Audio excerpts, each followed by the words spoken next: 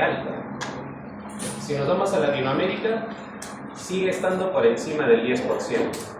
Y el problema es que esto se asocia también a pérdida de días hábiles de vida y también tiene que ver mucho con la mortalidad. Incluso si lo comparan con otros lados del mundo, a pesar de todo, América Latina sigue concentrando un segmento importante de pacientes que fallecen por enfermedad renal, además de sus complicaciones. Y no solamente eso, el gasto de la enfermedad renal crónica en cualquier sistema de salud es terrible. Más o menos mantener en hemodiálisis a un paciente al año equivale a gastar más de $15,000. Pues en la enfermedad renal crónica, más allá de ser un tremendo problema de salud pública, también se lleva buena parte del presupuesto asignado a los hospitales. Y los que han estado rotando por hospitales del MIMS al menos sabrán que la situación está tan peluda que estamos derivando pacientes a clínicas particulares tercerizadas.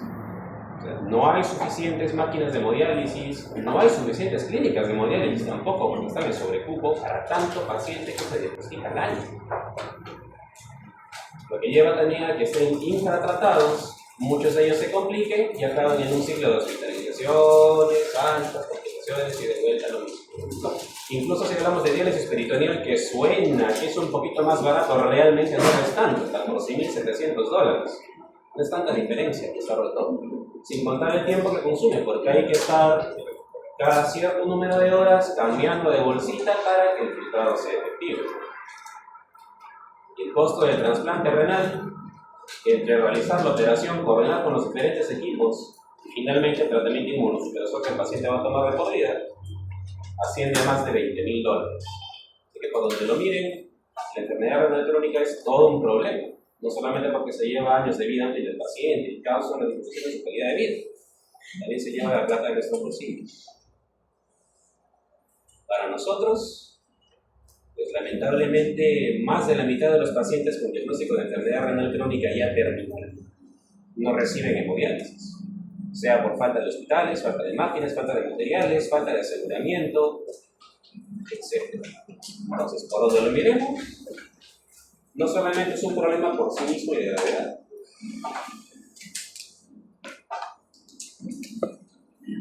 sino que también está lejos de nuestras posibilidades poder cubrir las demandas de tanto paciente. Y ahí están los datos, no nos estamos inventando. Bueno, ya hemos visto que la prevalencia global está por encima del 10%, ¿no? En un estimado, en el caso de este estudio, llega al 13.5% a nivel mundial. Para nosotros, por ahí va, 10 puntos tantos. Y la mortalidad siempre va a estar dando vueltas del 2.4 al 5.8. Ya hemos visto que en términos de mortalidad, lamentablemente nosotros estamos en el extremo más alto. Y más o menos hemos visto por qué.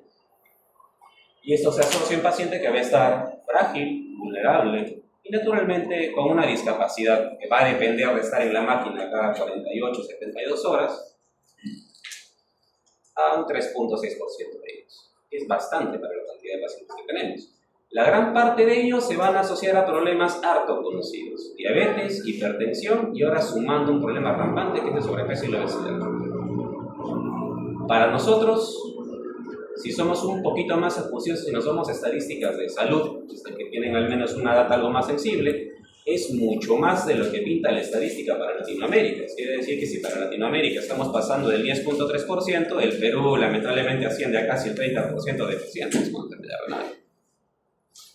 Lamentablemente, la décima parte de ellos al menos no saben que están enfermos de esto. Y si saben su diagnóstico, pues piensan que no están tan mal porque todavía no están en hemodiálisis. En otras palabras, al igual que como estamos viendo acá casi todas las enfermedades crónicas, el paciente no le presta atención a su enfermedad hasta que tiene alguna complicación. Y lamentablemente algunas de las complicaciones en la enfermedad renal pues le pueden costar la vida en cuestión de minutos, horas. Y lamentablemente, como estamos conversando, más de la mitad de estos pacientes que no están conscientes de su enfermedad ya van a debutar en un servicio de emergencia con criterios de hemodiálisis de emergencia. O probablemente ya sean diagnosticados en consultorio, pero ya con una falla terminal. Un grado 5, si quiero decirlo así, más elegante, ¿no? Bueno, esto también es sacado de IETSI, del mismo de salud. Y se repite prácticamente lo mismo. La mayor cantidad de pacientes que estamos encontrando se encuentran en el estadio 3 para abajo. Ahí se concentra el grueso de pacientes. Pero tenemos un problema también igual de grande, que no todos estos pacientes están siendo adecuadamente diagnosticados. Muchos de ellos van a pasar como no enfermedad renal crónica, según hallazgos laboratoriales, y ya se van a dar cuenta que la creatinina no es la mejor manera de tamizar a un paciente, probablemente renal. Perdón, no han sido diagnosticados por la parte clínica ni por la parte laboratorial. Lo que quiere decir que tenemos incluso una deuda del 0.52% de pacientes presuntamente sanos que en realidad no lo están. Así que da para pensar bastante. Entonces, ¿esto es culpa del médico o culpa del paciente? Porque estamos viendo que uno es un maldito desgraciado que no le presta atención a su paciente y el otro es un maldito irresponsable. Finalmente, ¿quién tiene la culpa? El doctor puede sentarse, no se preocupe. Entiendo que esté emocionado por la clase. ¿Está bien? ¿No sé, está bien? Ya está. Y la verdad es culpa de ambos. Vamos a hacer una data que se va a basar principalmente en pacientes diabéticos, que son el grueso de pacientes renales, como ustedes han visto. Y tenemos en realidad problemas de ambos lados, porque casi la mitad de los pacientes renales no son adherentes a su tratamiento. Y si tienen hipertensión o diabetes, al menos un tercio de ellos, por no decir la mitad en realidad, no están adecuadamente controlados ni siguen las indicaciones que se les brindan. Ergo, no las entienden tampoco. Así que por ese lado también habría que jalar las chuletas a nosotros mismos. Pese que en las historias clínicas se relata que al menos la mitad de ellos sí han recibido algún grado de concientización, consejos, no, algo por lo menos. Lamentablemente, más de la mitad de los pacientes, como cerca de la mitad de esos pacientes, están fuera de metas de tratamiento.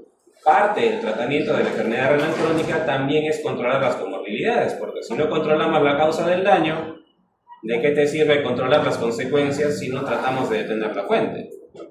Es un cebadero de complicaciones a largo plazo. Lamentablemente, más de la mitad de los pacientes de seguimiento ya tienen una complicación y pese a eso no hacen caso. Como decía mi abuelita, cholo terco. Es la realidad, lamentablemente. Nosotros mismos no hacemos caso de nuestros problemas hasta que estamos mal. Entonces, si lo vemos desde el punto de vista del médico, bueno, lamentablemente el 80% de los pacientes que podrían haber pasado por un tamizaje o al menos una evaluación para búsqueda de enfermedad renal, no la pasaron. Entonces, probablemente no nos estamos formando de la manera adecuada, las personas eligen optar por la ignorancia o simplemente deciden no hacerlo. Da para averiguar. Y lamentablemente esto sí viene por parte del sistema de salud. Así como ellos no siguen las instrucciones casi la mitad, también más de la mitad de estos pacientes crónicos se pierden en un año. Y es porque no consiguen citas. Y uno está, dale que te dale adicionales y aún así no lo logramos. La data es que ustedes atiendan por lo menos a 16 pacientes en 6 horas.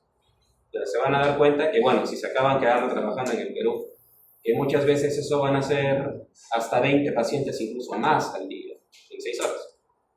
Y pese a eso no llegamos a cubrir las necesidades de servicios. Faltan médicos, falta aumentar la cantidad de consultorios, falta disponibilidad de servicios, pero como ya saben, lamentablemente el presupuesto nacional no mira mucho con cariño a la parte de salud del país. Y bueno, el 45% de ellos fueron referidos a nefrología recién cuando ya se hallaron complicaciones. Vamos a ver más adelante que si bien es cierto que eso es lo más frecuente, no debería ser la situación. Entonces, cuando hablamos de enfermedad renal crónica, hablamos de una pérdida o una disminución en alguna de las funciones del riñón por más de 3 meses. Ahora, nosotros nos basamos en parámetros de laboratorio, que esencialmente miden únicamente la pérdida de proteínas por la orina y la filtración glomerular, pero esto solamente nos permite ver la parte excretora del riñón. Sin embargo, ya deben saber, por menos por cuestión de tiempo no lo vamos a preguntar, pero el riñón tiene varias funciones que van desde ser un órgano endocrino, participa del metabolismo de diferentes sustancias, regula el volumen, etc. ¿no? Entonces tiene más de una función que solamente la excretora. Pero ya que esto es lo más fácil de medir, pues sigue siendo el parámetro diagnóstico. Lamentablemente, una vez que se establece la enfermedad renal crónica, es irreversible. Así que Mucho cuidado con decirle al paciente que si se porta bien y ya no toma sal se va a recuperar. Las nefronas, lamentablemente, una vez que se descomponen, por así decirlo, es tejido que se torna cicatrizal. No es una sola célula, es una estructura especializada. Y eso se fibrosa y se pierde. Y es progresiva, porque ya van a ver más adelante que conforme ustedes van perdiendo nefronas, pues las que quedan van a tener que ponerse al hombro el resto del filtrado glomerular. Y eso significa que se van a cansar más rápido, por no decir que se van a desgastar y van a comenzar a fallar precozmente. Así que es una espiral y una caída en picada progresivamente a un deterioro sistémico, porque esto va a abarcar complicaciones en todos los órganos del cuerpo, y esto va a llevar tanto a mortalidad prematura como a la discapacidad, que no está mejor representada por ningún otro parámetro que la necesidad de terapia de reemplazo renal. Lamentablemente esto también tiene que ver con un riesgo anticipado de muerte cardiovascular. Y con esto ya me estoy adelantando en que la principal causa de muerte en renales crónicos sigue siendo el infarto de miocardio y el ACV. Entonces, ¿cómo diagnosticamos esto? Pues bueno, como hemos comentado, basándonos en la función excretora, tendríamos que detectar una tasa de filtración glomerular menor a 60 por al menos 3 meses. O encontrar una albuminuria o un cociente de albuminuria creatininuria mayor a 30 miligramos por litro. Entonces, nuevamente, estos son parámetros que tienen que ver más con la excreción del riñón, y sin embargo acá el académico te pone una notita, que muy probablemente no encuentres nada de esto, pero quizás alguna de estas otras alteraciones. Se dice que lo primero que falla en el riñón es la capacidad de concentración, así que lo primero que vamos a observar generalmente es la pérdida de la densidad específica del orino, y esto se va a comenzar a manifestar como una nicturia. Y hay veces que incluso al varón le echan la culpa de que sea netamente por la próstata, pero no necesariamente va a ser el caso. Trastornos hidroelectrolíticos, muchas veces arritmias, que van a pasar muy por debajo de la nariz, nos vamos a mandar por miles de otros consultorios y estamos ignorando el problema principal. Y nuevamente, esencialmente es porque lamentablemente la TFG y la creatinina realmente no son el mejor parámetro para evaluar la función renal. Lamentablemente es el más económico y el que está más difundido. Es lo que tenemos y en realidad no hay manera de trabajar con otra cosa en este momento. Van a ver que a lo largo de la edad, independientemente del grupo, sea también hombre, mujer, pues vamos a tener diferentes factores predisponentes a que los riñones vayan pues, perdiendo su función. Ya hemos visto un poquito esto probablemente cuando hicieron la parte de POC, cuando hayan visto la parte de insuficiencia cardíaca, pero todos los órganos están envejeciendo con nosotros a la par. Pónganse la cantidad de botox que quieran, pónganse la cantidad de sueros que quieran, sus órganos igual están arrugándose por dentro. Quiere decir que no importa qué bien se vean en el espejo, ustedes siguen con la enfermedad, y yo me incluyo. Entonces, no se descuiden. Y por parte de sus familias, no dejen que sus papás ignoren que también están envejeciendo. ¿Qué pasa con los niños? Que vamos a tener dos problemas muy grandes que los vamos a ampliar algo más adelante. Que muchos de ellos están desnutridos, muchos de ellos nacen prematuros, y la madurez del riñón al nacimiento tiene mucho que ver. Y no solamente eso, la madurez del niño, hablamos de desarrollo psicomotriz, hablamos también del ambiente en el que se desarrolla, mucho va a influir. Por ejemplo, en nuestros medios siempre se sigue hablando que la enfermedad diarreica aguda sigue siendo un problema bastante prevalente en la población pediátrica del país, sin contar la intoxicación por distintos metales pesados. Entonces, esto afecta también a la salud del riñón. Lo que quiere decir que buena parte de nuestra población pediátrica ya tiene un grado de deterioro renal y no lo sabe. Durante el embarazo, sobre todo cuando hay complicaciones asociadas a enfermedad hipertensiva, si es que la mamá es obesa previamente, desarrolla diabetes gestacional, si recibe algún tipo de medicamento, etc., también colabora. Y naturalmente, conforme vamos envejeciendo, las damas llegan a la menopausia, existe un tema de uso de hormonas, tanto para reemplazo hormonal o por métodos anticonceptivos, etc., también afecta. Y en el caso del varón, mucho va a tener que ver el tema de la próstata. Así que, para todos los acá presentes, estaremos haciendo cola juntos en algún momento para que nos hagamos organizar. Es por su bien, los míos. En el caso del adulto mayor, ya ni qué decir. Son pacientes multimórbidos con una alta carga de enfermedad, muchos de ellos frágiles, ya con deterioro cognitivo, etc. Y se van a dar cuenta sobre todo los pacientes que son de salud, no lo digo mal por el salud, sino por los familiares y también de las clínicas, que cuando ustedes los reciben, el familiar saca un pergamino enorme de pastillas que toma el paciente. Y te le preguntas, ¿esa es su medicación habitual? Sí, aquí está con horas. Muy responsable. El problema es que mucha de esa medicación también juega efectos adversos al cuerpo, acumula metabolitos y también colabora en el deterioro del paciente. Y ya van a ver cuando vean la parte de la geriatría que nos interesa bastante el hecho de suspender la medicación que ya no tiene ningún uso, sobre todo cuando el paciente ya enfrenta sus últimos años de vida, ¿no?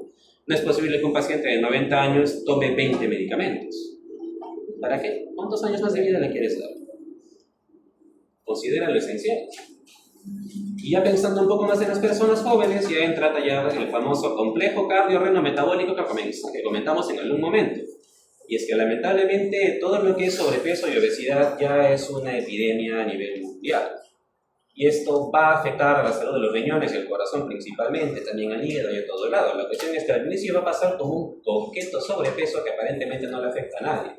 Pero progresivamente se van a ir acumulando una serie de eventos cardiovasculares adversos, aunque no sean mortales, que van a ir acumulando daño, hasta desarrollar complicaciones terminales. Y este es un problema que está bastante en juego actualmente. De hecho, muchos de los medicamentos que vamos a ver que se usan para nefroprotección han partido de este enfoque. Y para buena suerte funciona. Entonces, que no sea sorpresa para ustedes, cuando hablamos de obesidad, pues, muy someramente lo vamos a mencionar. No hablamos solamente de tener lonjitas, ese es el menor de los problemas, eso con el gimnasio se va. El problema es que cuando hablamos de obesidad, hablamos de grasa visceral que se empieza a infiltrar en zonas donde no debería. Pero doctor, a mí me han dicho que el riñón tiene grasa que lo rodea. Sí, hijito, claro que sí, lo rodea, está fuera de su cápsula, no adentro.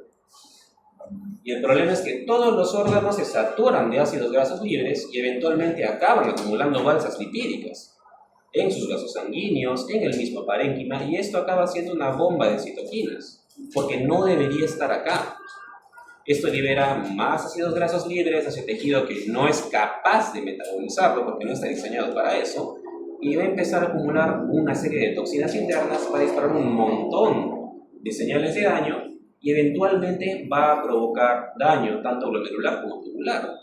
Y ya hemos comenzado a tener pacientes en hospitalización cuyo único antecedente es la obesidad y ya llegan con enfermedad renal crónica. Ya no es algo solamente de reporte, de libro, algo muy raro. Ya es algo que está comenzando a verse. Naturalmente todavía no son muchos, pero no vamos a esperar a que se junte toda una pregunta, ¿no? Habíamos hablado de la prematuridad. Y es que sí, el riñón madura con nosotros pues, a lo largo de toda la vida intraútero. Más o menos a partir de las 36 semanas, quizás sí tengamos un riñón casi maduro. Pero hay muchos bebitos y probablemente los doctores con los que hacen ginecología les habrán comentado que el retardo de crecimiento intrauterino y los partos pretérminos están aumentando, ¿verdad? Y mucho tiene que ver con las terapias de fertilización in vitro. Entonces, estamos teniendo niños que nacen inmaduros, con pulmones inmaduros, con corazones inmaduros, con riñones inmaduros, y estoy seguro que van a tener una infancia muy bonita, llena de abrazos y besos, muy probablemente. Pero el problema es que cuando lleguen a cierto momento de su adultez, la vida va a comenzar a cobrarles factura por cosas que regularmente deberían cobrárselas a los 70. Entonces, ya son problemas que incluso ustedes van a enfrentar ya en el lapso de unos años, cuando vayan ejerciendo. Bueno, en todo el mundo. En realidad. Así que consideren que un bebé que nace menos de 36 semanas ya tiene riñones inmaduros y ya tiene un factor predisponente muy importante a pérdida de función renal. Ya habíamos hablado del envejecimiento y el problema es que los ancianitos, como se han podido dar cuenta cuando hablamos de disfagia y toda esa macana, sí es cierto, todos los órganos envejecen y vamos perdiendo sensibilidad en diferentes órganos. La inervación parasimpática y simpática se va perdiendo, las vejigas se hacen menos sensibles, las ramas hacen problemas del piso pélvico, a los varones les crece la próstata. La cuestión es que estos pacientes tienen muchos factores para hacer enfermedad renal obstructiva, enfermedad uropatía obstructiva, sin contar aquellos que lamentablemente hagan algún tumor que puede obstruir también esas zonas. Para las damas el cáncer de cervix no desaparece, el cáncer de ovario también puede infiltrar uréteros. En el caso del varón, siempre la próstata y la vejiga van a ser lo más terrible. Pero sin embargo, ahí está. Y nunca quitarse de encima el monstruo que les acabo de comentar, que es la polifarmacia. El abuelito que toma clonazepam, omeprazol, aspirina, torvastatina, memantina, no sé qué más le colocan al pobre abuelo. Y a las justas ya reacciona, pero le siguen dando 50 pastillas. No sé, debemos estar un poco más listos para soltar cuando llegue el momento. No solo eso, ya hemos hablado que comen más lento, se dan desnutridos, sin carne en los huesos, y también con más problemas para hidratarse. De hecho, se van a dar cuenta que los adultos mayores no se acuerdan de tomar agua, salvo ustedes se embroquen la botella en la boca. Entonces, es más fácil que ellos deterioren su función renal mucho más rápido y peor todavía si tienen que desencadenar. A esto suma el hecho de que el riñón envejece con nosotros y a partir de los 40 años vamos a perder el 1% de nuestra filtración glomerular anualmente. Y esto es normal por si acaso. Más o menos 0.7 o 1 mililitro por minuto que vamos a perder anualmente por encima de los 40 años. Ok, entonces, ¿qué es lo que va a terminar de rematar los riñones que ya hemos visto que podrían tener un factor en contra? Ya hemos visto que lo más prevalente es la diabetes y la hipertensión. Muy de cerca se está sumando la obesidad y aquí dentro de este mismo espectro están cualquier tipo de enfermedad que genere un estado hematoso, principalmente porque satura el sistema renal angiotensina aldosterona. Y aquí viene la insuficiencia cardíaca y la cirrosis, sobre todo, que igualmente están dentro de ese círculo que se lleva al riñón, al corazón y eventualmente también al hígado, que no está incluido en el tema del cardio metabólico, pero eventualmente lo va a estar porque está muy de moda el tema del hígado graso. Cada vez con una abreviatura de su nombre más graciosa, más simpática. Bueno, antecedentes de preeclampsia, diabetes gestacional ya lo hemos mencionado, problemas autoinmunes, ya van a ver la parte de glomerulopatías con los propios doctores, que si bien es cierto es menos del 5% de la población, igual está ahí, no deja de ser importante, ¿no? Consumo de nefrotóxicos, de entre hierbas y medicamentos, ¿no? Y quizás el más sonado de todos son los AINES y el omeprazol. Y es un círculo vicioso, ¿no? La gente se bombardea con AINES porque algo le duele, luego le da gastritis, toma omeprazol, no sabe cuándo dejarlo, lo sigue tomando y al final su riñón se le paga las consecuencias. Infecciones frecuentes, sobre todo en el tercer mundo, o sea nosotros. Lesión renal previa, accidentes de tránsito, quemados, ahora que está de moda que nos caigan balas por todo lado y nos revienten, también eso juega. La infección por VIH y las uropatías obstructivas que más juegan a favor del adulto mayor y el paciente postrado. Y esto también, la exposición a metales pesados, que hay un buen sector de Lima que lo está y no lo sabe. Por si acaso, estamos en una zona alta en plomo y cadmio. Todo San Martín de Porres, Independencia y Los Olivos está saturado de metales pesados. Principalmente porque hubo un buen tiempo que todavía funcionaba bastante aquel parque industrial, de hecho todavía está por acá. Claro, ustedes ya no lo sufren tanto, pero los niños que salen a jugar acá a la calle, que juegan a su pichelita en la noche, por simple contacto y por los tipos de juguetes que usan, pues sí se intoxican. Y esto también está demostrado, solo que no se hace nada. Es la diferencia. Y bueno, si lo quieren ver en porcentajes, ahí lo tienen. ¿Y cómo funciona todo esto? Bueno, ya hemos comentado que las nefronas se van perdiendo progresivamente. Y eso quiere decir que por un lado va a aumentar la filtración glomerular en las nefronas que estén funcionando todavía de manera compensadora. Lamentablemente, una cosa, igual es como un partido de fútbol, una cosa es jugar con 11 hombres, otra cosa es jugar con 10. Igual se sufre. Y el riñón le pasa lo mismo. Entonces, igual se comienza a sobrecargar. Así que, tratando de sopesar la función de las nefronas que ya no funcionan, va a haber una sobreactivación neurohumoral y funcional, lo que va a llevar progresivamente a una injuria glomerular y de tubular también, no está acá mencionada, pero también va. Esto eventualmente va a desgastar la membrana de filtración y el primer efecto y el más tóxico quizás para el glomérulo que se va a observar es la proteinuria. Está más graficado más adelante, no se preocupen, si no sufran. Y si hablamos de daño, todo aquello que genere quimiotaxia es inflamación, así que eventualmente va a haber otro bombardeo de citocinas por parte de estos glóbulos blancos que están estacionados cerca del mesangio para intentar salvar el día. Lamentablemente, lo único que hace es perder. Y esto va a acabar causando esclerosis de los glomérulos se quedan, fibrosis intersticial y la pérdida acelerada de la función renal. Vamos a llegar a un momento en el que vamos a ver cómo la función renal, mientras más baja, más rápido termina de caer. Bueno, aquí está sanita su membrana de filtración glomerular, ¿no? Con sus podercitos, todos bonitos, saludando, ¿no? Aquí está la membrana basal y el endotelio. Debería funcionar así. Lamentablemente, conforme se van perdiendo riñones o hay una injuria directa que bien puede afectar al mismo endotelio, puede afectar a la membrana basal glomerular o puede afectar a los diafragmas de filtración, va a haber pérdida de las células más sensibles de esta zona, que lamentablemente son los podercitos. Y al desprenderse van a terminar de destruir estas zonas que están acá representadas con una rayita blanca, que son los diafragmas de filtración, que son como pequeñísimos embudos que filtran por peso y carga las moléculas que van a pasar al filtrado glomerular, sobre todo proteínas. Entonces, si estos diafragmas se pierden, es como un colador al que le haces huecos con un lápiz o un lapicero. Todo lo que debería quedarse en el colador se va a pasar para abajo. Y lamentablemente las proteínas que se sueltan al espacio glomerular van a aumentar la presión oncótica dentro del mismo, lo que quiere decir que va a haber un fenómeno de hipertensión glomerular. Y lamentablemente es un órgano que no está diseñado para aguantar esos trajines, así que esto va a generar injuria a nivel del endotelio, va a empezar a engrosar la membrana basal glomerular y va a generar una especie de un montón de cambios variopintos en la estructura del glomérulo, que al final de cuentas va a acabar en esclerosis. Ya hemos hablado de que la proteinuria, sobre todo, que es uno de los efectos más tóxicos que es en el glomérulo, eventualmente no solo va a repercutir en el glomérulo, va a empezar a afectar a los túbulos.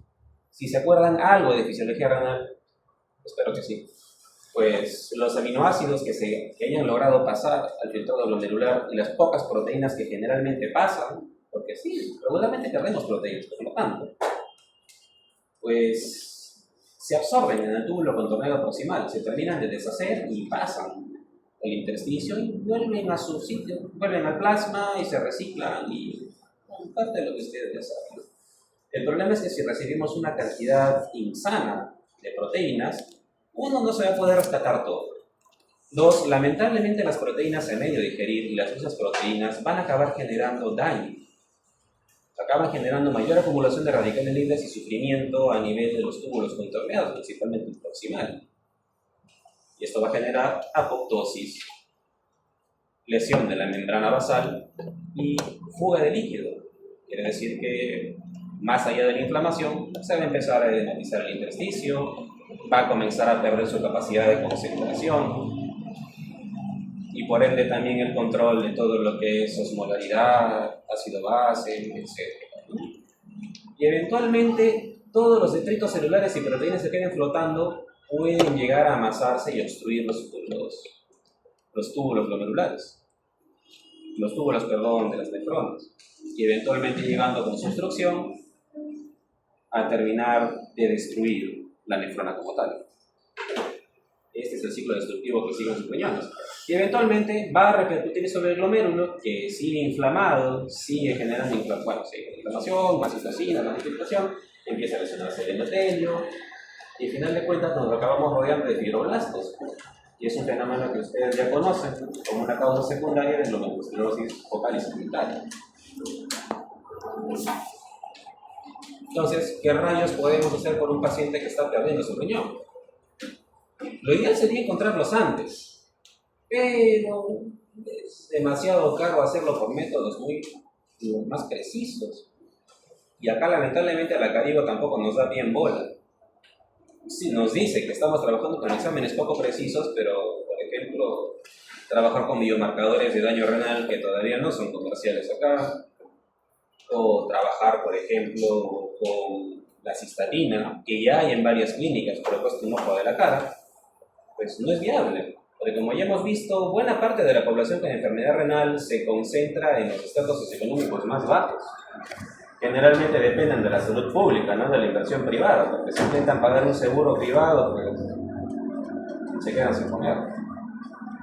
Entonces, lamentablemente la población objetiva a quien deberíamos apuntar y que también está en mayor riesgo, no está en la posibilidad de usar las medidas más apropiadas que los ensayos clínicos randomizados de los gringos nos ofrecen, porque francamente es inviable económicamente.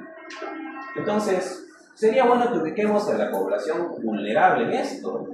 Y bueno, nuevamente, nunca lo digo por tema de racismo, pero es una realidad. Las personas que son afrodescendientes tienen la expresión de una serie de genes que ayudan al riñón a envejecer un tanto más rápido y los hace más susceptibles de ser hipertensos. Y uno de estos genes es el APOL1. Está presente en más de la mitad de personas de raza negra. Así que, nuevamente, ¿no? Sí se debería tomar en cuenta más a los afrodescendientes. Lamentablemente, al país donde vayan, no les gustan los negritos. Sí, suena horrible, pero es la verdad. Lamentablemente, por más que hablemos de un mundo progresista, de un mundo moderno, con Donald Trump llega motherfucker, pues lamentablemente en realidad la medicina no es igualitaria. Y justamente les comentaba a mis alumnos de semiología el día de hoy. Cuando ustedes revisan los libros de semiología, generalmente hablan de ciertos parámetros clínicos basados en personas de raza blanca, incluso hasta mediterráneos, pero casi no se menciona mucho en personas de color. Entonces, hay signos clínicos que no son muy fáciles de encontrar porque no están del todo documentados. Porque, a pesar de todo y de tanto tiempo que llevamos de evolución científica, laboral y etcétera, todavía seguimos mirando de reojo a una población que ya se sabe es vulnerable, no solamente socialmente, sino biológicamente. Y con esto no quiero decir inferior ni nada por el estilo, simplemente que deberíamos prestarles la atención que se les debería prestar. Predisposición genética. Si tienes familia con falla tubular, con acidosis tubular renal, síndrome de Fanconi, etc., también cuenta. Varones, ya hemos explicado por qué. Tenemos próstata. Y también estamos más expuestos a intoxicaciones y violencia, por si acaso. Adultos mayores, está por demás decirlo. Prematuridad, bajo peso al nacer. Monorrenos. Si por algún motivo tuvieron un accidente y perdieron un riñón, si hemos dicho que las nefronas compensan la falta de las otras, imagínense un riñón compensando la falta de uno. Terrible situación. Antecedente de injuria renal. Ya van a ver cuando hablen con el doctor Lozano de insuficiencia renal aguda, que no es que, sí, me diagnosticaron insuficiencia renal aguda, pero me hidrataron y se pasó. No, hijito. Tu riñón no sana del todo. Sí, tu creatinina normalizó, pero no sabemos qué va a pasar con tu riñón más adelante. La evolución de los pacientes con injuria renal aguda es muy errática. Algunos recuperan muy bien, otros recaen a los pocos meses y otros siguen una progresión hacia la enfermedad renal crónica independientemente del tratamiento que hayan recibido. O sea, realmente es más complicado el tema de la salud renal de lo que nos pintan. Y también los invito a no subestimarlo. Pobre acceso a cuidado de salud, y hemos mencionado por qué. Si en el CIS ni siquiera tenemos espacio para tanto paciente renal, imagínense lo que pasa en el resto del mundo, donde ni siquiera puede haber salud pública, incluido Estados Unidos. Bajos ingresos socioeconómicos. Ya hemos comentado más de una vez que la salud, la enfermedad y la pobreza es un círculo vicioso a nivel social. El bajo nivel educativo, la falta de soporte social, los malos hábitos higiénico-dietéticos. Y vamos a lo más básico de todo. Ya hemos hablado que tenemos un parque industrial prácticamente en abandono del Ministerio de Ambiente y también del Ministerio de Salud. Niños intoxicados crónicamente con metales pesados, gente que se infecta y tiene diarrea como locos. Entonces, cosas para ver, ¿no? Entonces, idealmente deberíamos encontrar a esta gente que está en riesgo y comenzar a medir su función renal. ¿Cada cuánto? Al menos una vez al año. Si encontramos que alguno de estos tiene una tasa de filtración glomerular por debajo de 60, aunque les diré, si está entre 120 y 90 ya es para prestarle ojos, peor todavía si está entre 90 y 60, que si bien es cierto todavía se considera dentro de lo normal, pero sería bien raro que una persona de la edad de ustedes pues de pronto tenga 65 mililitros por minuto de filtración glomerular, ¿no? Francamente sospechoso. Entonces vamos aumentando la frecuencia de seguimiento. Naturalmente, si es que no hay esta alteración, lo seguimos haciendo una vez al año porque no hay enfermedad renal presente. Pero es muy importante que aquellos que sí lo tengan, les hagamos el seguimiento correspondiente. Ahora, si el paciente ingresa en lesión renal aguda, pues hay que tratarlo como tal. No es el tema de esta clase, así que no le vamos a dar mucha vuelta. Es un poquito de lo que ya habíamos comentado. Y es que en realidad, cuando empiezan a fallar las nefronas, lamentablemente no vamos a dar signos clínicos o síntomas como ustedes esperarían. Y los síntomas y las manifestaciones se expresan de manera tardía. Y probablemente uno de los primeros es la hipertensión. De hecho, hay muchos pacientes hipertensos que realmente son renales crónicos, pero no se les ha investigado bien. Así que por ese lado, no subestimen también que todo paciente que capten con presión alta de manera repetitiva y lo tachan de hipertenso, necesariamente es hipertenso primario. Hay veces que ya son renales crónicos de otra causa y más bien ahí viene el tema del problema. Y a veces un motivo por el cual nunca llegan a controlarse apropiadamente.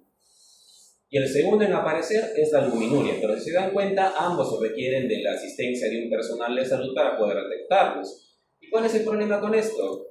Que va de la mano con la compensación que vienen haciendo las diferentes nefronas para salvar el tejido renal perdido. Pero va a ser recién cuando tengamos una pérdida de aproximadamente el 50% de la función renal que recién vamos a ver la caída de los niveles de filtración glomerular, el ascenso de la creatinina, uno que otro síntoma, y recién cuando estemos por debajo de 15 mililitros por minuto, recién vamos a ver los famosos estados urémicos. Así que no esperen encontrar un paciente que tenga un cartel acá arriba que diga, por si acaso yo soy renal crónico. Tienen que analizarlos. Y como lo calculamos, tenemos una serie de ecuaciones. No le vamos a dar mucha vuelta acá, porque lo que tienen que saber es que el CKD modificado de 2021 es la ecuación que al momento nos sirve para calcular la tasa de filtración glomerular. Pero doctor, a mí me han dicho que tengo que calcular la tasa de filtración glomerular en orina de 24 horas. Sí, debería ser. El problema es que tú no controlas la cantidad de orina que emite tu paciente. No sabes si está tomando más agua del usual o no. Ya se ha demostrado que no es tan preciso como debería. Así que al momento se recomienda más que haga un buen cálculo con una creatinina, naturalmente en condiciones ideales, más que medir la filtración glomerular de 24 horas. Idealmente deberíamos hacerlo con cistatina, es lo que se recomendaría, pero nuevamente, económicamente es inviable.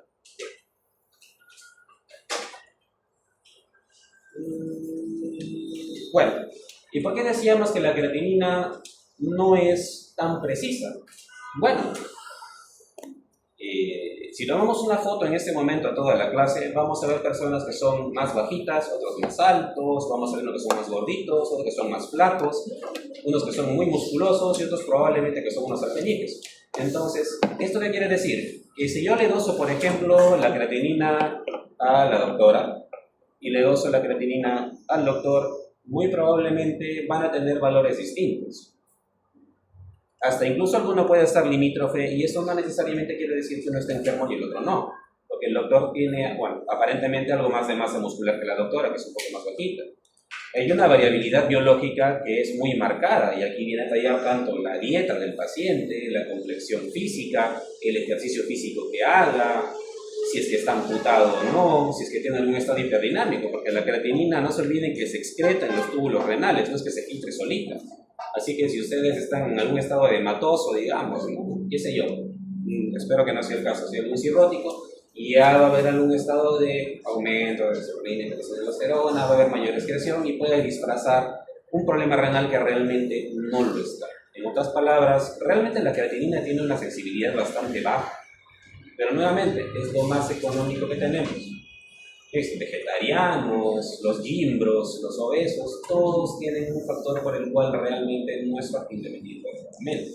La cistatina C, en cambio, nos permite hacerlo de manera más precisa. No tiene tantos bemoles, pero lamentablemente es muy cara.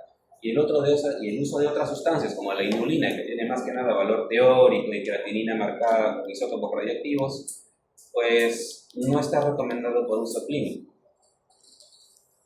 Es más para estudios académicos, principalmente en animalitos, que felizmente ya no se hace. Y si hablamos de proteinuria, pues hay que considerar que también puede salir errado. De hecho, si por algún motivo, si alguno de ustedes ha hecho hematuria, que se haya tenido una infección, o alguna dama esté en su ciclo en este momento, o hayan hecho mucho ejercicio, o hayan estado parados varias horas, imagínense la gente del censo, por ejemplo, pueden salir con proteinuria significativa y no necesariamente estar mal del riñón. El mismo ortostatismo prolongado, la hiperestación prolongada puede provocar proteinuria. Eso lo van a ver un poquito más en pediatría, por el tema de la enfermedad de cambios mínimos y otras cosas. Así que no necesariamente pues, estas pruebas son 100% fiables. Es importante que se aseguren que las condiciones del paciente también se ajustan y por eso también les colocamos todo esto. Para que no estén pidiendo como robots exámenes de laboratorio sin pensar si es aplicable. No. Bueno, las variaciones ya hemos conversado, ¿no? Que las damas excretan algo menos de creatinina, las personas delgadas también, etc. Entonces, mucho cuidado con toda la gama de pacientes que tenemos en nuestro medio, sobre todo aquellos que han tenido trastornos de conducta alimentaria, hablamos de anorexia, bulimia, trastorno por atracones, etcétera, muchas cosas más. Pacientes con condiciones de desnutrición importantes, tuberculosis, cáncer, los fisicoculturistas, aquellos que hacen deporte de alto rendimiento, de aventura, que están en su fase de trepar cerros porque los dejó su ex, ¿no? No sé, he visto que cada vez hay más gente que trota, pero cuando les pregunto por qué, siempre tienen una historia de corazones rotos atrás. A mí me parece macanudo que hagan ejercicio. Es realmente... Si terminen con sus parejas para que hagan ejercicio. Funciona. Es que no sé, veo más parejas gordas que solteros flacos. Espero que sea estímulo para que empiecen a hacer ejercicio. Obesos y fumadores, vegetarianos, bueno, habíamos dicho que si no come carne, naturalmente, pues no va a haber mucha creatinina que sacar, y eso también va a afectar estados edematosos y edades extremas. Muy bien, entonces ya le medimos la creatinina, ya lo diagnosticamos, ya encontré a mi paciente renal. Sí, doctor, mucha creatinina. Entonces, ¿ahora qué hago? Bueno, hijito, lo tenemos que clasificar, le tenemos que poner su etiqueta. Ya dijimos que, y justo aquí está, el grado 1 más de 90, o sea que entre 120 y 90 también no estamos. Y mucho cuidado con lo que hemos comentado, porque esto importa. Pero si por algún motivos tenemos al típico paciente de todos los libros de medicina, varón de 1,75 m, 75 kilogramos de peso y 20 años. Es posible eso sí, ¿no? Ya 30 años. Que cumple esas condiciones, pues tenemos que empezar a encajarlo en los grados de pérdida de función renal. Y aquí están con numeritos y con letras. El grado se mide en letra G en torno a los valores que miran acá. Y la creatinina, perdón, la albuminuria, idealmente debería ser con cociente albuminuria-creatinuria. Lamentablemente, si bien es cierto que ya está en buena parte de los establecimientos privados del país, sigue siendo un examen caro. Yo en la clínica sí lo pido, porque estoy obligado a pedirlo, sí hay que pedirlo. Pero la verdad es que al menos en los hospitales de salud, albuminuria puntual sí hay. En el MINSA a veces hay y a veces no hay. Pero si tenemos una albúmina urinaria mayor a 30, o un índice de creatinuria, albuminuria mayor a 30, ya debe hacernos pensar que hay algo que está fallando en la filtración glomerular del paciente. Así la creatinina salga normal. Y de hecho, la albuminuria es un marcador también de riesgo de insuficiencia cardíaca, riesgo de mortalidad, hasta incluso riesgo de fibrilación auricular. Es importante encontrarlo. Así que no lo subestimen. Y una vez que hacemos eso, lo metemos a un mapa de calor. Porque igual cuando vimos el TNM de los cánceres, también esto se agrupa igual. Porque hemos visto que conforme se cruzan grados de pérdida de función de filtración o grados de albuminuria, hay menor o cada vez mayor riesgo de deterioro de función renal y riesgo de muerte. Ahora, si bien es cierto que hemos dicho que el riñón no se regenera, lo cierto es que sí podemos reducir el deterioro lo suficiente para que se quede aquí o aquí, pero idealmente no por aquí. Porque una vez que pasa del grado 3, del estadio 3, generalmente ya no es recuperable y es un camino cuesta abajo que generalmente se traduce en cosa de meses, 6 a 9 meses. Si eso le sumamos que el paciente puede ser no adherente o no te entiende, no quiere entenderte, quiere pedir una segunda opinión porque no le dijiste lo que quiere escuchar, pues se vuelve aún más peligrosa cosa. Nuevamente, por debajo del grado 3 también el riesgo de muerte por enfermedad cardiovascular se dispara. Así que este es un factor muy importante a tomar en cuenta. Y regresando al mapita que vimos más adelante de cada el metabólico, pues muchos de los medicamentos que se toman ahora tienen que ver con este mismo complejo. Y hemos visto que las nefronas van a intentar compensarse la falta y progresivamente van a comenzar a atrofiarse. Y de hecho están empezando a verse si es que hay la manera de tratar o evitar que estas cosas se pierdan.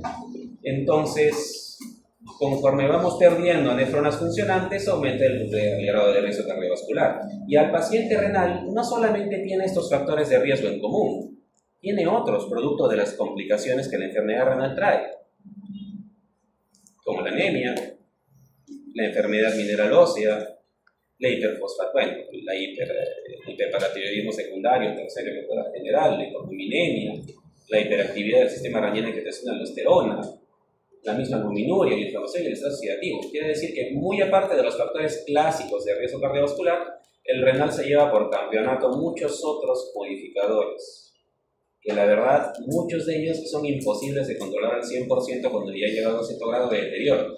Y por eso es que cuando llega, sobre todo a partir del nivel 3 para abajo, 3A, ni siquiera 3B, ya es una cuesta baja. Entonces, el tamaño recalcar que no hay ningún síntoma clínico ni signo clínico específico para enfermedad renal temprana. El paciente puede verse completamente normal. Pero la semiología que se describe generalmente es para pacientes que ya llevan años con enfermedad renal.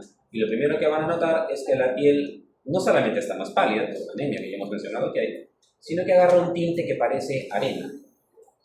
Le llamamos palidez terrosa, el paciente tiene un tono medio coquetón, medio amarillito, como que tuviera la piel nuevamente de color arena. Dependiendo de las complicaciones que haya, de repente está en hemodiálisis, lo vamos a ver con distintos catéteres. Si el paciente convive ya con cierto grado de sobrecarga hídrica, generalmente si está en diálisis, enteridia, puede haber intoxicación yugular, puede haber edema, el paciente puede tener estigmas de rascado, porque las toxinas urémicas van a comenzar a intoxicar las raíces nerviosas libres de la piel, van a comenzar a causar cirrosis, el paciente va a comenzar a hacer infecciones de partes blandas, etc. Tienen los honguitos y generalmente ya es por el rascado. Entonces, generalmente son hallazgos que vamos a ver en un paciente con enfermedad renal ya definida. Pero difícilmente vamos a encontrar alguno con síntomas premonitivos. Y de hecho, es lo que nos sugieren a los médicos de primer contacto buscar. Así que nos ponen una lista de 5 síntomas que deberíamos buscar en todo paciente que tenga riesgo de enfermedad renal. Que esté perdiendo peso, que tenga hiporexia no justificada, de la nada pierda las ganas de comer, que tenga algún grado de disnea, sobre todo esfuerzo, arranque, fatiga, o que esté anormalmente fatigado también, o que haya hematuria. Y si el paciente cumple los criterios de riesgo, debería pasar a una búsqueda de la etiología de por qué está haciendo el daño renal y empezar a titular la medicación que requiere. Naturalmente, lo primero que deberíamos hacer es tratar de brindar medidas preventivas y correctivas, sobre todo en términos de dieta, medidas higiénico-dietéticas. Sin embargo, va a llegar algún punto en que el paciente va a cumplir alguno de estos criterios, con los cuales ya sería más que recomendable derivarlo a un especialista en problemas renales, ergo un nefrólogo idealmente, ¿no? Que la tasa de filtración ya esté inferior a 30, o sea, ya esté bajando del grado 3B, que haya una caída de más del 25% de su tasa de filtración glomerular a comparación de lo que le medimos en su último control, que persista la hematuria, que haya hipercalemia, acidosis, hiperfosfatemia, que le encontremos que tiene cálculos renales, que haya antecedentes familiares de alguna causa sobre todo genética de RC, o que no encontremos ninguna causa aparente, sobre todo en damas jóvenes que suele asociarse a problemas autoinmunes. Y esto lamentablemente, como les comento, va a progresar, así que hay que estar muy atentos a que la caída de la función renal no baje más de 5 mililitros por minuto. Ya hemos dicho que debería bajar máximo 1 al año en términos fisiológicos, pero la verdad es que esto es muy rígido, ¿no? Puede variar, hasta 4 quizás podríamos perder mililitros por minuto. Entonces, hasta 5 es lo máximo que se podría esperar. 5 a más ya te indica que el riñón está deteriorándose aceleradamente. O si en 5 años, en este caso, lo perdiste por tanto tiempo, es que no haya caído más de 15 mililitros minutos. Si se cambia de categoría, si súbitamente empieza a ser más proteinuria, si se le nota, qué sé yo, si la tasa de aumentar violentamente, también. En su mapa de calor pasa de verde a naranja, algo está pasando. Y finalmente, si es que este paciente tiene algún factor de riesgo, diabetes, hipertensión, etc., y el paciente lamentablemente no llega a controlarse, no cumple metas. Y de antemano mencionar que aquellos pacientes que tienen mayor riesgo de progresión siguen siendo aquellos que tienen ascendencia afroamericana, que tengan antecedentes de masa renal reducida y un bajo nivel socioeconómico, sin contar con enfermedades crónicas que creo que está de más mencionarlas, ¿no? Pero mucha atención a la parte social porque es lo que más se ignora. ¿Qué hacemos con ellos? Bueno, primero entender que el manejo de la enfermedad renal no es manejo de una sola especialidad. Abarcan complicaciones que llegan a afectar a muchos órganos. Y la medicación que vamos a necesitar, pues, también va a afectar a más de uno. Necesitamos todo un equipo de trabajo enfocado en salud renal. Va a incluir tanto desde el aparato más de arriba de los gestores hasta los médicos de primer contacto. Sin contar con que si el paciente es diabético, va a tener que ser visto también por un endocrinólogo, ¿verdad? Si tiene insuficiencia cardíaca, va a tener que pasar por el cardiólogo y viceversa. Entonces, ¿qué es lo que deberíamos hacer con todos esos pacientes? Bueno, si ya encontramos que el paciente tiene una tasa de filtración glomerular que está de 60 para abajo, lo primero que tenemos que hacer es ver la medicación del paciente si es que recibe alguna. Porque si hay alguna dosis que corregir, ahora es el momento. Y no solo eso, ya hay que empezar a brindar consejería sobre medidas higiénico-dietéticas para estos pacientes. Por si acaso, si existe el viejo comentario, probablemente por ahí en algún sitio donde hayan rotado quizás les han dicho que ya está en grado 1 de enfermedad renal crónica. No, hijito, quítale los yecas, quítale todo, porque si no va a empeorar más rápido. Hay que restringirle líquidos. No hace falta. Pero sí es necesario recomendarle y disminuir la ingesta de sodio. Ya se ha comprobado que tanto para la parte cardíaca como para la parte renal, la restricción hídrica no nos suma ni nos resta. Pero la ingesta de sodio sí. A eso sí hay que prestar atención. Si sigue cayendo la función renal, mucho cuidado con los nefrotóxicos. En realidad eso debería estar desde más arriba. Si sabemos que el paciente es un asiduo usuario de AINES, pues recomendarle que no lo haga. Si está toda su vida tomando omeprazol, está bien. Es un paciente que acostumbran a colocarle gentamicina, micacina, etcétera, en las postas. Recomendar que se informe a sus tratantes de que por favor no se insista en usar esa medicación. Por ejemplo, ¿no? Si estamos bajando de 30, ya considerar que muchos de los anticoagulantes directos y la metformina ya tienen que empezar a restringirse en su dosis, no suspenderse, debe modificarse por si acaso. No es como antes que se suspendía todo de golpe porque se pensaba que el riñón se iba a colapsar de un día para el otro. No funciona así. Si el paciente requiere anticoagulación, realizar la anticoagulación, pero darle el margen de seguridad que corresponde. Finalmente, si es que tiene alguna otra comorbilidad, si es hipertenso, metas de control de presión. Si es diabético, metas de control de diabetes, igual de dislipidemia y de otros. Y la medicación que tenga que recibir de acuerdo al grado en que se encuentra. Lo vamos a comentar un poquito más adelante. Lo que sí se recomienda a todos es que hagan al menos 150 minutos de ejercicio semanal. Idealmente de carga, o sea, pesas. Pero doctor, yo soy runner de corazón, no hijito. Pesas.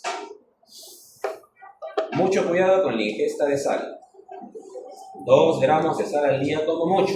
La guía te dice hasta 2.3 gramos, pero ya nadie tiene una balanza electrónica para estar midiendo hacia cuentagotas. Proteínas, 0.8 gramos por kilogramo por día, entre los grados 3 a 5. Mucho cuidado con los pacientes en hemodiálisis porque cambia mucho la situación. Pueden darle proteína de origen animal como proteína de origen vegetal. Y aquí los nutricionistas se vienen agarrando a puñetazos por mucho tiempo. No, que el huevo hace daño. No, que la soya. No, que por aquí, hijito, dale lo que quieras. No le va a hacer daño, siempre y cuando le des la cantidad que corresponde. Pero obviamente no le vas a estar dando suplementos de gimnasio pues al paciente, ¿no? Le vas a dar su creatina, su proteína de soya, ¿no? En batidos de sabores, no sé. No, eso no. Y hablamos después de nefroprotección. Porque bueno, sí, de todas maneras tenemos que medicar a este grupo de pacientes. Y como pueden ver acá, llevamos muchos años tratando de buscar qué es lo que les podría hacer bien.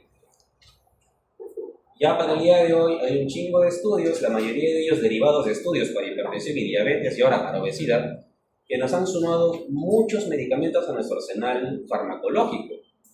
Y así como existen los famosos 4 fantásticos para la insuficiencia renal, la insuficiencia cardíaca, pues también están empezando a postular los famosos 4 fantásticos para la enfermedad renal crónica. Y no son tan distintos. Están los IECAS, están los inhibidores del SGLT2, los análogos de GLP-1 y los antagonistas del receptor mineralocorticoide, pero no esteroideos. Así que mucho cuidado, no le vayan a estar recetando espironolactona ni eplerenona a estos pacientes porque el riesgo de hipercalemia con estos es bastante alto. Pero la finerenona no tiene ese problema. Y ya tenemos finerenona en el mercado. No está tan caro, pero a un paciente de hospital al menos difícil que lo pueda conseguir. Como les comentaba, casi todos los estudios han partido del estudio de las comorbilidades que han acabado llevando al paciente a la enfermedad renal crónica, principalmente la diabetes y ahora la obesidad, ¿no? Ya cuando se terminó de sacar el estudio FLOW, que es el último que ha salido, sobre semaglutida, y han demostrado que la semaglutida es un buen nefroprotector. Entonces, ya cerramos el ciclo con los GLP-1. Ya deberíamos estar todos dentro del saco de los 4 fantásticos renales. Esta es la controversia con los YECAS, por el tema de que disminuye la precipitación glomerular, que dicen que también aumenta las cantidades de potasio en sangre, y sí es cierto, sí lo hace, pero el riesgo de hipercalemia grave es muy bajo. De hecho, ya hay estudios que han demostrado que lo suspendas o no lo suspendas, el desenlace esencialmente es el mismo. Y si le colocamos en un forest plot, pues lamentablemente hay algo más a favor de la continuación de los YECAS. Así que, para el amor de Dios, si su paciente está en grado 4 a grado 5, todavía no dializado, no le suspendan los YECAS o los ARA2, todavía le hace bien. Obviamente, si le ven que está hipotenso, bájenle la dosis, ¿no? Pero no es necesario que lo suspendan. Para pacientes con diálisis, pues no se ha visto que realmente sea efectivo o no efectivo. Los SGLT2 están más que comprobados por toda esta serie de estudios que sirven para proteger el riñón, principalmente a enfermedad renal diabética con proteína. Pero ya se ha podido extender a todos los aspectos de enfermedad renal. Así que, sobre todo, la dapaglifosina o empaglifosina, si hubiera disposición, hay que dar. De las medidas de prevención en caso de cualquier presentación. Y la finerenona, esto está restringido más bien sí solamente a pacientes con enfermedad renal con proteinuria. Si su paciente tiene una albuminuria normal, o sea, por debajo de 30 gramos por proteinuria, no hace falta agregarle ningún antagonista receptor mineralocorticoide. Fígado, que es el último que salió acá. Y bueno, si hablamos de las complicaciones del paciente renal, pues vamos al grano. La sobrecarga hídrica es la más común. De hecho, buena parte de estos pacientes van a llegar a la emergencia por congestión pulmonar, edema, etc. Y esta va a ser generalmente la primera complicación en aparecer. Así que, ¿qué es lo que tenemos que hacer? Trabajar con diuréticos, reducir la ingesta de sal. Pacientes con hipercalemia y acidosis metabólica. Desde que el paciente está en grado 2 y el paciente empieza a acumular carga ácida, y es porque empieza a retener toxinas urémicas. Si bien es cierto que clínicamente no significativa, pero ya comienza a ocurrir. Entonces, antes existía la recomendación de darle una cucharada de bicarbonato de sodio diario.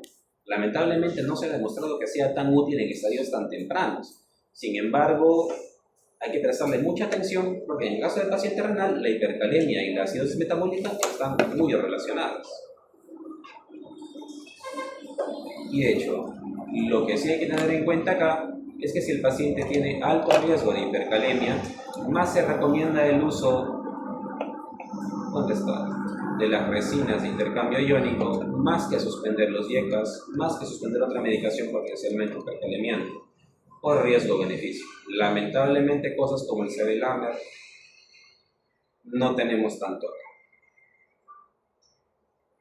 El hiperparatiroidismo secundario, se altera el metabolismo de la vitamina D, se altera el metabolismo del FGF23, el paciente empieza a retener fósforo, empieza a perder calcio, y lo que tenemos que usar son medicamentos que permitan quelar ese fósforo. Generalmente el carbonato de calcio es lo más barato que tenemos, a dosis altas.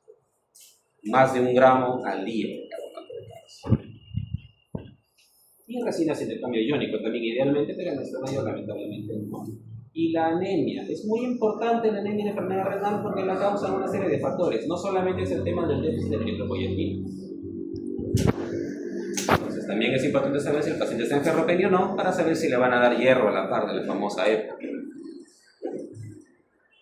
Finalmente, cualquier otro factor de riesgo cardiovascular que tenga, pues debe ser compensado para asegurar que el paciente vaya a buen puerto. Si es diabético y está descompensado, hipertenso y descompensado, dislipidémico y descompensado, vamos a acabar. Entre otras cosas, hemos mencionado pruritos, cirrosis, cirrosis, etc. Escarcha urémica, cosas que van a ver en pacientes muy terminales. Ya no es tan común de ver, solo que trabajen directamente en una unidad de hemodiálisis. Hematológicos, puede haber coagulopatía, puede haber esta diátesis hemorrágica. Y en cuestiones neurológicas nos interesan las polineuropatías que puede desarrollar, porque si el paciente ya más tardado tiene riesgo de hacer algún grado de vejiga neurogénica, puede aumentar. Van a ser parestesias, demás cosas. Finalmente, son indicaciones de hemodiálisis. Ya saben que tenemos diálisis peritoneal y hemodiálisis. Las indicaciones son las mismas para los dos. Es un poco de preferencia del paciente y también la habilitación que tenga de accesos venosos en última instancia. Entonces, no se olviden que hay situaciones de emergencia que nos obligan al paciente a ponerlo en máquina en el centro. Hipercalemia severa y refractaria de tratamiento médico, ácidos metabólicos refractarias, edema pulmonar agudo que no responda a diuréticos, pericarditis urémicas, neuropatía urémica, diátesis hemorrágica y la caquexia renal. Y para todos esos pacientes que eventualmente van a llegar a diálisis, no de emergencia, pero sí por la parte crónica, es muy importante tener en cuenta que si la función renal ya está en el límite inferior y acumula síntomas, así como en algún momento van a ver la parte de diabetes, que si sale con la hemoglobina glucosilada de 10 o está perdiendo peso aceleradamente, es una indicación de uso de insulina, pues muy similar pasa aquí. Y bueno, mientras más tarde y de manera inapropiada se comience la terapia de reemplazo renal, lamentablemente peor es el pronóstico. Y lo que más mortalidad asocia en el paciente renal crónico en hemodiálisis es la encefalopatía. Así que así les de flojera, siempre miren el rasgo de su paciente. Es tan fácil y tan imparable. Bueno, ¿alguna duda? Iba a hablar de la falta renal también, pero creo que es demasiado.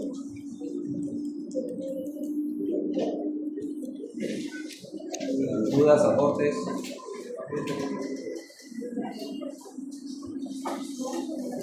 Nada.